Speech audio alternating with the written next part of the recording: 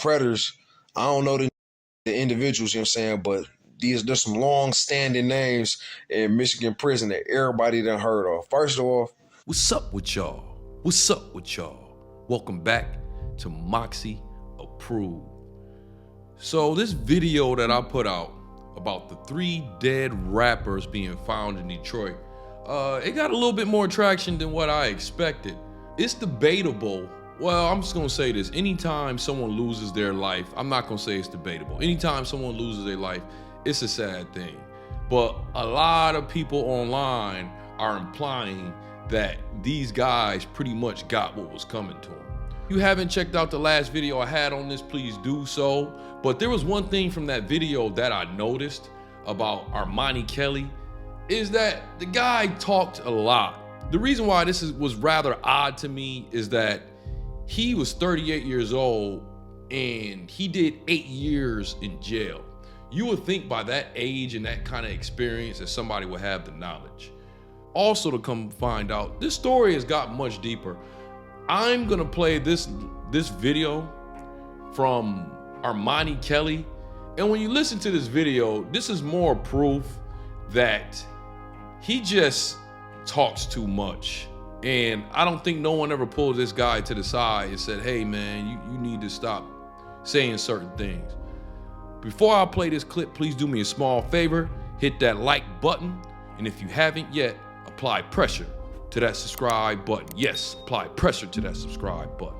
Predators come in different classes, you know what I'm saying? There's different types of people who out there preying on motherfuckers. You know, there's got, obviously, you know what I'm saying, y'all got sexual predators in prison. That shit is real. That shit be happening.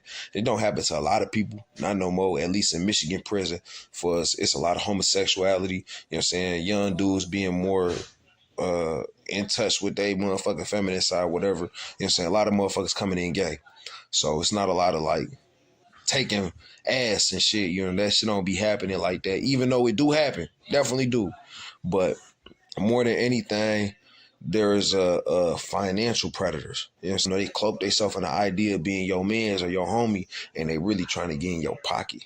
You know what I'm saying? And the root of that is that a lot of times, I'm talking about the dumbest nigga you can think of in prison, that nigga spend about 50 to 60% of the time on a low end trying to figure out how he can scam somebody out of something. Most of us call that shit like a nigga coming up with $1 million scheme for $10. You know what I'm saying? Nigga, ain't you over here plotting way too heavy on this little petty shit, but it do happen. You know what I'm saying? People try to finesse you out of everything. People gonna try to finesse you out of snack food, or you know what I'm saying, stole list. Niggas gonna try to finesse you off a couple dollars. Niggas gonna try to step on your toes and catch plays, all type of crazy shit. But the shit I know y'all niggas interested in with, first off, them sexual predators.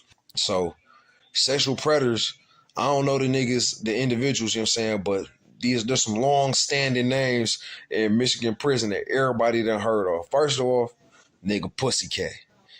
Now the nigga Pussycat, he an old nigga. I think he like a Moabite or Melanic or some shit. He a Muslim of some sort. But the nigga used to, like, he was a deadly motherfucker on the yard. They said dog he like light-skinned niggas with hair that gang bang. So I'd have been in trouble back in the day. But the dude Pussycat, like, basically his whole scheme was these was niggas who was aggressively taking booty.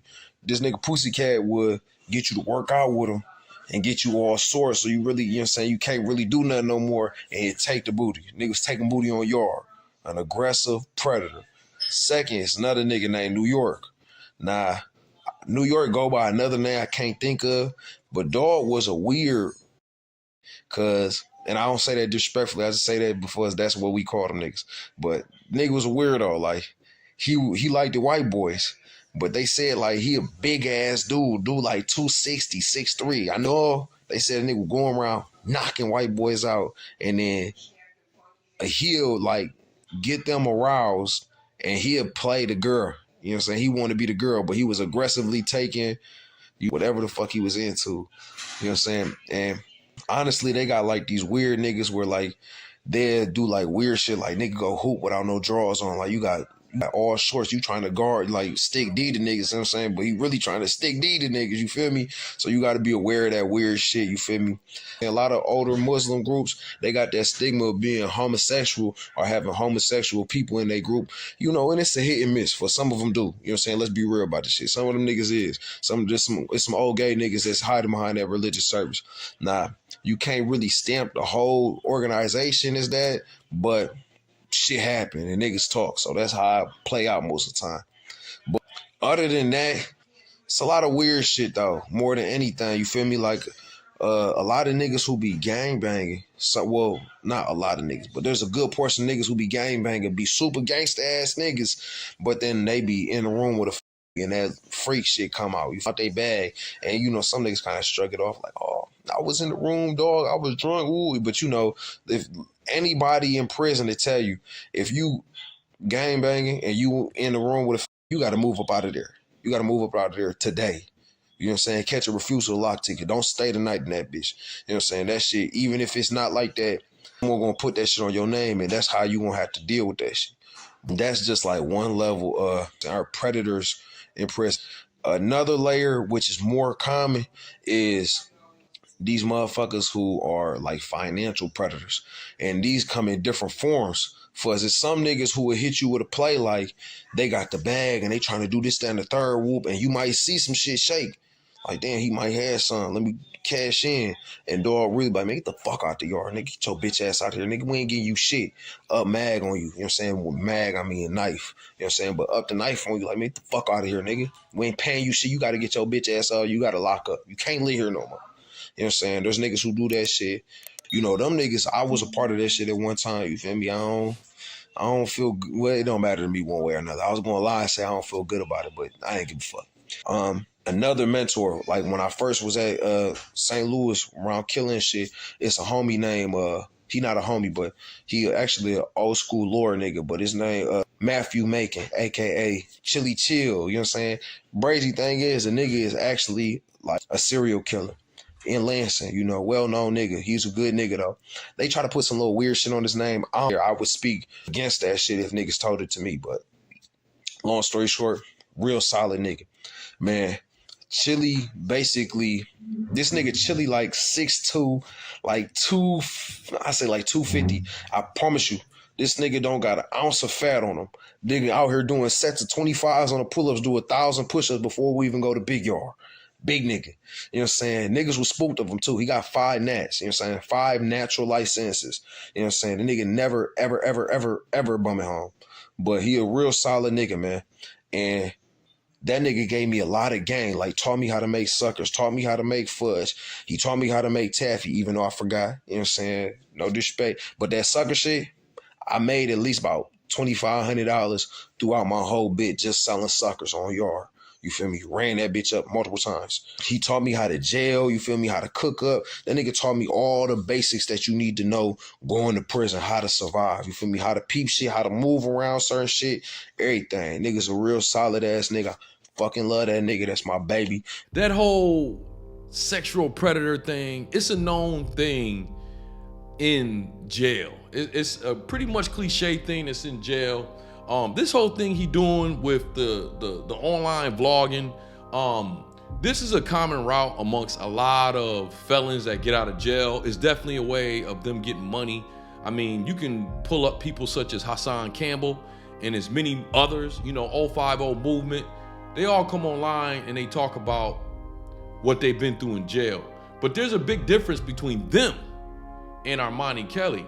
Armani Kelly, the guy was pretty much dropping names of who is gay in jail. And there's one thing I know, coming from a family full of a lot of felons, I hear these same stories in jail.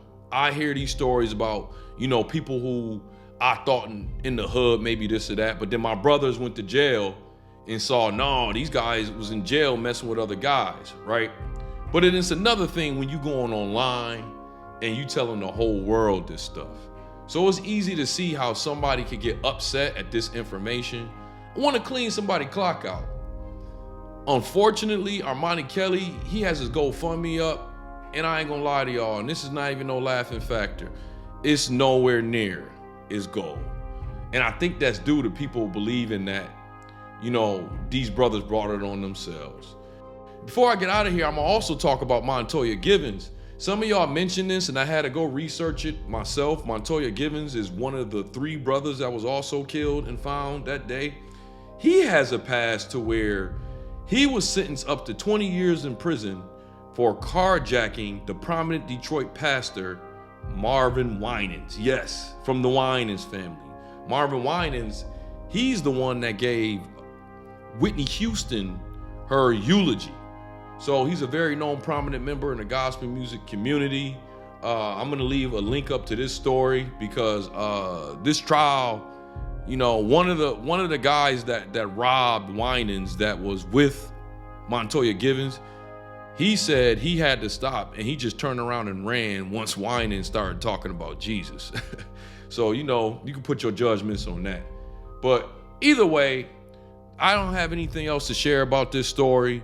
I thought it was a very interesting story. Some of y'all say it's gossip. I don't. It's a lesson to be learned in this. If you not really from the streets, first of all, even if you from the streets, you should be trying to get out. But if you're gonna move on the streets, you need, and you young, you need to study these videos as what not to do out there because it could get real dark. But y'all stay cool out there. Y'all keep your head on the swivel. Moxy out.